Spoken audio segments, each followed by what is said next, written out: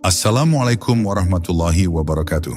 Pernahkah kita bertanya pada diri sendiri, apakah solat yang kita kerjakan setiap hari benar-benar menyentuh hati, atau justru hanya rutinitas yang berjalan tanpa makna? Ingatlah, Allah tidak pernah membutuhkan solat kita, tapi kita, ruh kita, sangat membutuhkannya. Malam ini mari kita selami rahasia terdalam. Bagaimana solat menjadi tali penyelamat jiwa di saat kita paling membutuhkannya, sebelum waktu benar-benar habis. Solat antara kewajiban dan kehausan ruhani.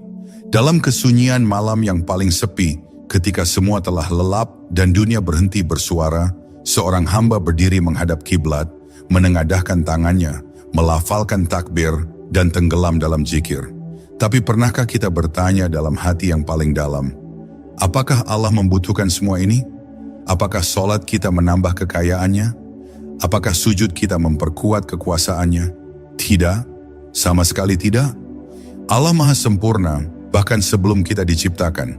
Dialah yang Maha Kaya, dan semua ibadah kita sejatinya tak menambah apapun baginya.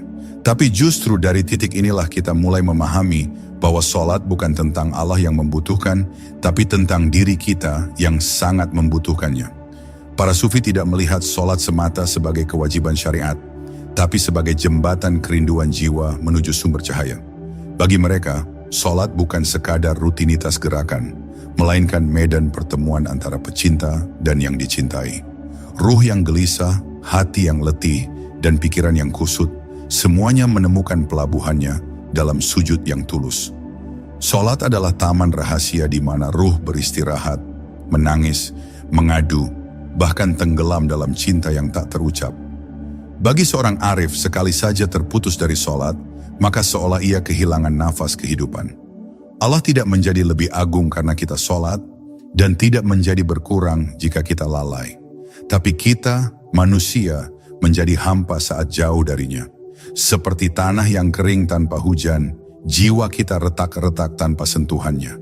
Solat adalah hujan ruhani yang menyejukkan hati. Maka ketika kita solat, sesungguhnya kita sedang menyelamatkan diri sendiri dari kehampaan, dari kegelapan, dari kehilangan arah. Kita sedang menambal luka batin yang mungkin tak terlihat oleh orang lain, tapi terasa begitu nyata di kedalaman jiwa. Seorang wali berkata, solat bukanlah tentang menggugurkan kewajiban, tapi tentang menemukan kembali diriku yang sejati. Kalimat itu menusuk.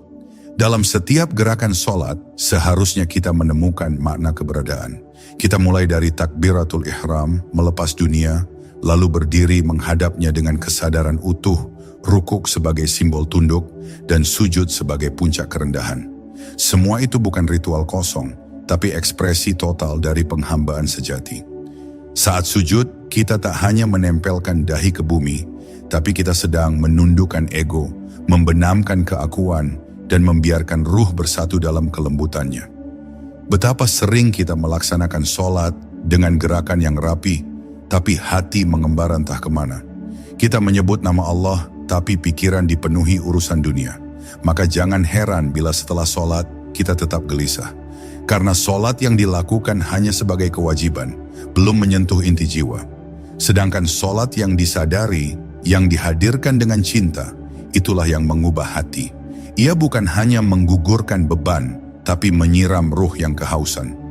Dalam pandangan tasawuf, solat bukan jalan satu arah. Bukan hanya kita yang memanggil Allah, tapi juga Allah yang memanggil kita. Adzan adalah panggilannya, bukan hanya penanda waktu, melainkan isyarat cinta dari langit ke bumi. Maka ketika kita memenuhi panggilan itu, sesungguhnya kita sedang menjawab undangan dari Sang Kekasih. Dan di sanalah hubungan suci itu terjalin antara hamba yang hina dan Tuhan yang maha luhur. Kita duduk, berdiri, rukuk dan sujud. Semuanya adalah bahasa cinta yang hanya dipahami oleh hati yang terjaga. Dan di balik semua itu, kita mulai sadar bahwa bukan Allah yang butuh solat kita, tapi kita yang begitu rapuh, begitu lemah, begitu sering tersesat, sangat membutuhkan momen untuk kembali pulang. Pulang ke tempat kita berasal, pulang ke hadiratnya.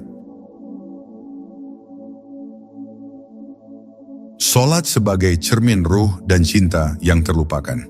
Dalam diamnya waktu, saat suara dunia mulai redup dan kesibukan manusia mereda, ada satu pertanyaan yang menghantui hati para pencari.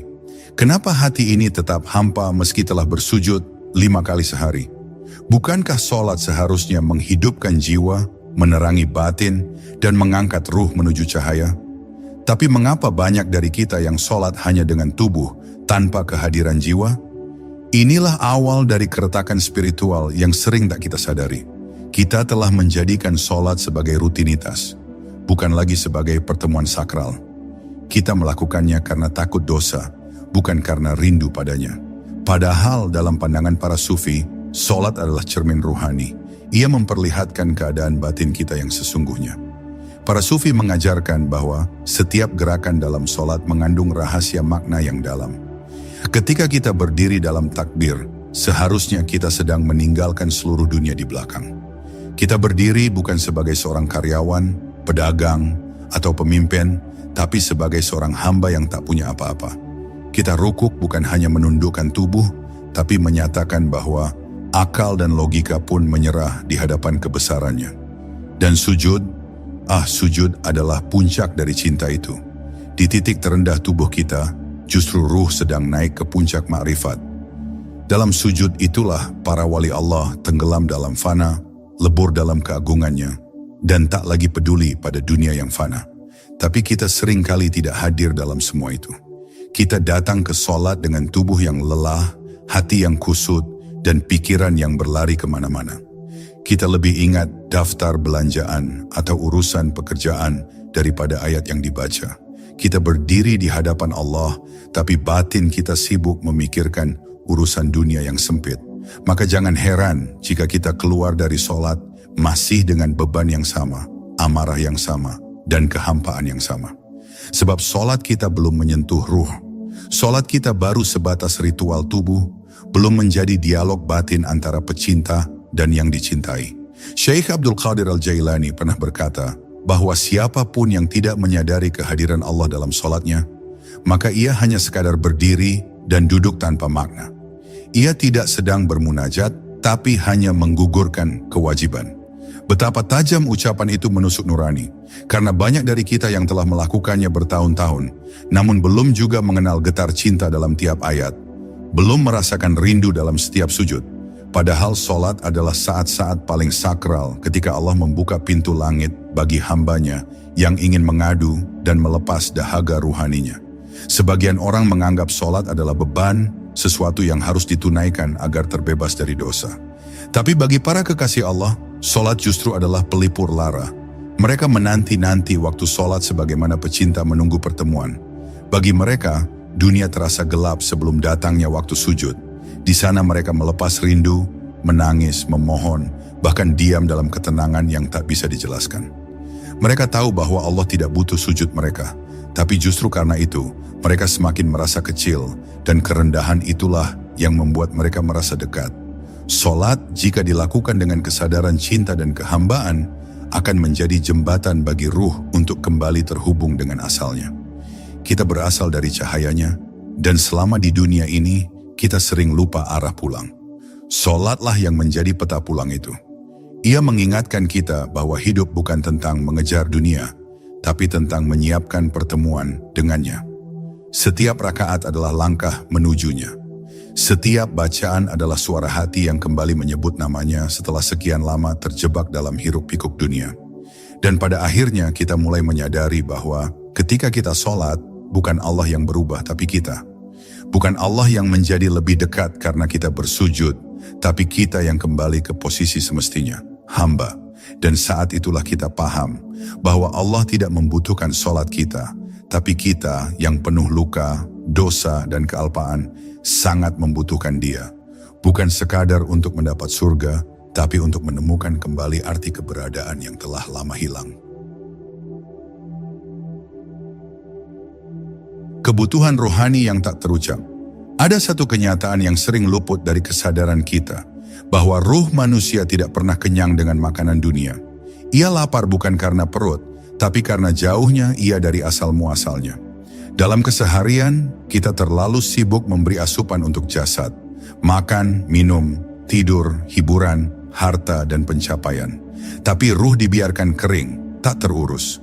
Padahal ruhlah yang menjadi inti dari hidup ini.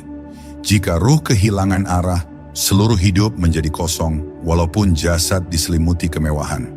Disinilah sholat hadir, bukan sebagai beban, tapi sebagai asupan utama bagi ruh. Ia bukan sekadar ibadah formal, melainkan kebutuhan eksistensial bagi jiwa manusia. Ketika seseorang mulai jujur pada dirinya, ia akan menemukan bahwa seluruh hiruk-pikuk dunia ini belum pernah benar-benar membuatnya tenang. Ada kesenangan sesaat, ada tawa yang fana, ada pencapaian yang cepat berlalu. Tapi setelah itu, kekosongan itu kembali datang. Hati tetap terasa gelisah, pikiran tetap kacau, dan tidur pun tidak menenangkan. Semua itu karena ada satu kebutuhan hakiki yang diabaikan. Kebutuhan untuk dekat dengan Allah.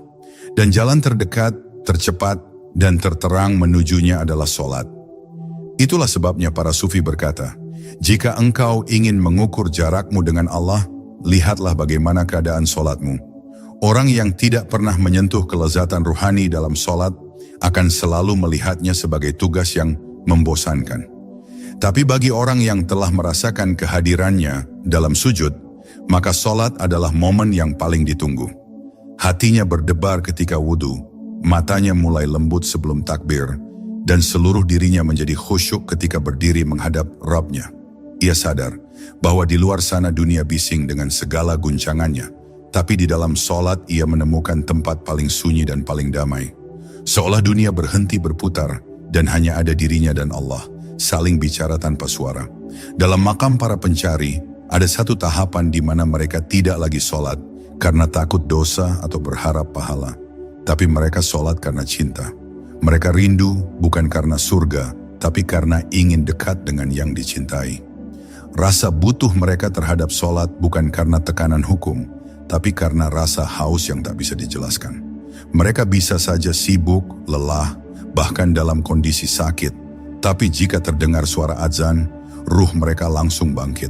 Seolah ada tali gaib yang menarik mereka kembali ke tempat asal mereka. Ke hadirat Allah, ke pelukan cahaya. Para wali Allah seringkali sholat bukan hanya 5 kali sehari. Mereka menambah dengan sholat-sholat malam, rawatib, dan sunnah lain. Bukan karena mereka merasa paling suci, tapi justru karena mereka merasa paling lemah. Mereka tahu bahwa hanya dengan bersujud, mereka bisa menyelamatkan diri dari arus dunia yang menenggelamkan. Mereka tahu, jika ruh mereka tidak disambungkan terus-menerus dengan Allah, maka nafsu akan mengambil alih dan hati akan kembali keras. Maka mereka jaga sholat seperti menjaga nafas. Sebab tanpa sholat, ruh seperti kehabisan oksigen cahaya. Sebagian orang merasa cukup dengan sholat 5 waktu yang dilakukan tergesa-gesa, tanpa rasa, tanpa jiwa. Tapi bagi pencari sejati, itu tak cukup. Mereka menginginkan lebih, bukan dalam jumlah, tapi dalam kualitas pertemuan. Mereka ingin setiap sholat menjadi pengalaman mistik, menjadi dialog cinta, menjadi puncak keterhubungan. Maka mereka pelajari adabnya, resapi maknanya, hayati setiap ayatnya. Mereka tidak mengejar cepatnya rakaat, tapi dalamnya kehadiran. Dan ketika kehadiran itu datang, mereka merasa seperti tidak ingin keluar dari sujud, karena di sana ada rasa pulang. Pada akhirnya, kita sampai pada kesimpulan yang meruntuhkan ego kita, bahwa bukan Allah yang membutuhkan sholat kita, kitalah yang memerlukan Dia. Dan kebutuhan itu bukan formalitas, tapi kebutuhan sejati ruh yang telah lama tersesat. Maka saat kita bangkit dari sajadah dengan hati yang tenang, pikiran yang jernih, dan jiwa yang damai, itulah tanda bahwa sholat kita benar-benar telah menjadi cahaya. Cahaya yang tidak berasal dari lampu, tapi dari pertemuan rahasia antara ruh yang kecil dengan Tuhan yang Maha Besar. Antara perintah dan kasih sayang yang tersembunyi. Saat seseorang mulai memahami hakikat dari perintah Allah, ia akan melihat bahwa setiap kewajiban syariat bukan sekadar aturan, tapi pancaran kasih sayang dari Yang Maha Penyayang, termasuk dalam hal sholat. Banyak orang mengira bahwa sholat adalah beban, tuntutan yang mengikat, dan kewajiban yang harus dijalankan tanpa banyak bertanya. Tapi dalam pandangan para sufi, Solat justru adalah bentuk cinta yang paling nyata dari Allah kepada hambanya. Ia bukan hanya perintah, tapi undangan ilahiyah. Seperti seorang kekasih yang mengirim pesan kepada yang dicintainya, Allah mengundang kita 5 kali sehari untuk datang ke hadapannya. Bukan karena dia perlu, tapi karena dia tahu bahwa kita yang sebenarnya membutuhkan. Bayangkan jika Allah tidak memerintahkan solat, berapa banyak di antara kita yang akan lupa kepadanya? Berapa banyak yang akan tenggelam sepenuhnya dalam kesibukan dunia tanpa pernah berhenti untuk mengingat? Solat adalah rem yang ditanamkan dalam perjalanan hidup. Ia memaksa kita berhenti sejenak dari hiruk pikuk dunia, dari kelelahan mencari nafkah, dari hirauan atas masalah hidup, untuk kembali menyadari satu hal, bahwa kita ini hamba yang tak punya daya, hamba yang selalu perlu berpaut, dan dari titik itu, kita disadarkan bahwa perintah solat bukan bentuk otoritas yang kaku, tapi kasih sayang yang sangat halus. Para wali Allah sering berkata bahwa Allah mencintai hambanya lebih dari cinta seorang ibu kepada anaknya. Maka jika seorang ibu memaksa anaknya makan karena tahu itu baik untuk tumbuh kembangnya, maka Allah pun memerintahkan solat karena dia tahu bahwa hanya dengan itulah ruh kita tumbuh. Kita mungkin tidak langsung merasakannya. Kadang setelah solat, perasaan tetap biasa saja. Tapi seperti tanaman yang disiram air setiap hari, solat pun menyiram ruh kita secara perlahan. Hingga satu waktu, akar itu menguat, batang itu tumbuh, dan bunga cinta itu mekar dalam dada. Saat itulah kita paham bahwa perintah solat bukan paksaan, tapi hadiah. Cinta Allah bukan seperti cinta manusia. Ia tidak menuntut balasan. Ia tidak menjadi lebih tinggi karena disembah, dan tidak berkurang jika diabaikan. Namun dia tetap memanggil, dia tetap menyuruh, bahkan dia tetap membuka pintunya, walaupun kita sering lupa, sering lalai, sering datang tanpa adab. Itulah cinta sejati, tidak menuntut, hanya memberi. Maka ketika kita menunaikan solat, sejatinya kita sedang menanggapi cinta yang selalu menunggu, yang tidak pernah menutup pintunya, meski kita sering mengecewakannya.